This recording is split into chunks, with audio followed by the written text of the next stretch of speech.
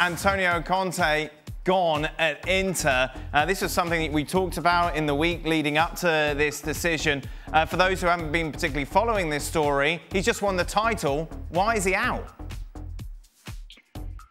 He's out because Inter are a club that have lost enormous amounts of money in recent years. Their the majority shareholders suing the Chinese conglomerate.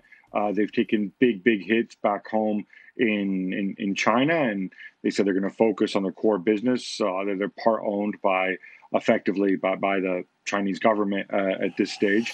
And basically the club went to him and said, look, the next transfer window, it's not going to be about what your your net spend budget is. It's going to be about how much money we can get back. We hope to, get back between 80 and 100 million euros. And on top of that, we're going to have to cut the wage bill 15 to 20%. And that was basically the opposite idea of what Conte wanted. Conte wanted money and investment to go and have a run and try to win the Champions League. And so ultimately they reached this deal. He had 1 year left on his contract. He earned about $24 million, $25 million a year. Essentially, they're going to pay him half what they would have paid him in the final year of his contract.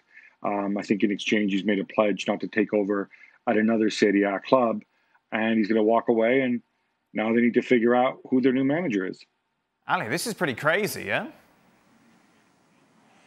It is. It is. As I mentioned before, already 11 clubs in Italy changed the previous Serie A that just finished, changed the coaches.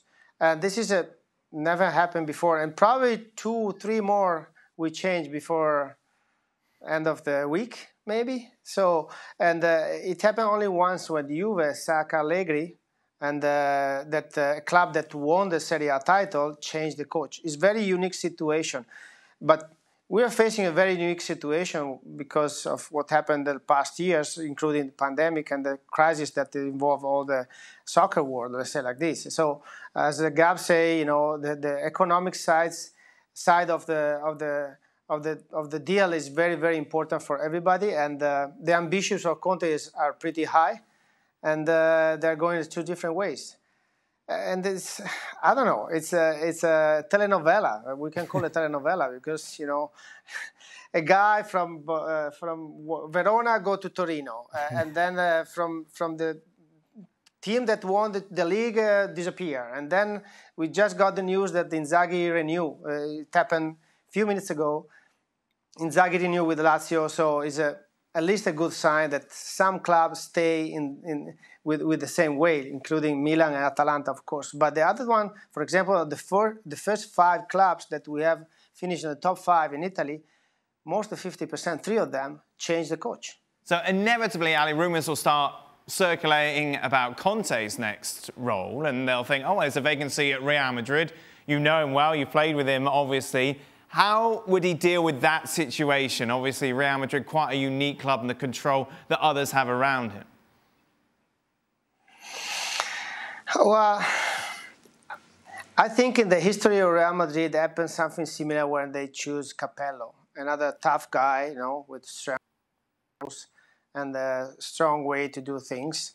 Real Madrid is an amazing club, and you need to be a little bit collective, a little bit creative in managing things, because you are the top of the world and the top 3 best team in the world in terms of what happened not only inside the pitch but also outside the pitch for the number of training, and it's very unique. When I was speaking a couple of years ago with Zizou, he told me, listen, you don't leave. I mean.